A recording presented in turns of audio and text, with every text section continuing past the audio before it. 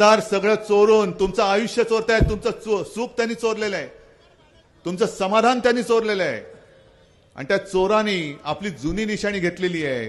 अरे माझ्या वडिलांचा फोटो सुद्धा यांनी चोरलेला आहे. याचं कारण मला माझ्या वडिलांचा अभिमान वाटतो, गद्दारांना त्यांच्या वडिलांचा अभिमान वाटत नाही, हे सत्य आहे. अजूनही वेळ गेलेली नाहीये. गद्दाराला सांगतो मी, मिंद्यांना सांगतोय, मिंद्या जर मर्दाची औलाद असलास तर मी या सगळ्या सत्तेसमोर उद्धव बाळासाहेब ठाकरे म्हणून उभा आहे. तू जर का मर्दाची औलाद असलास तर माझ्या वडिलांचा फोटो न लावता तुझ्या वडिलांचा फोटो लावून मैदानात उतार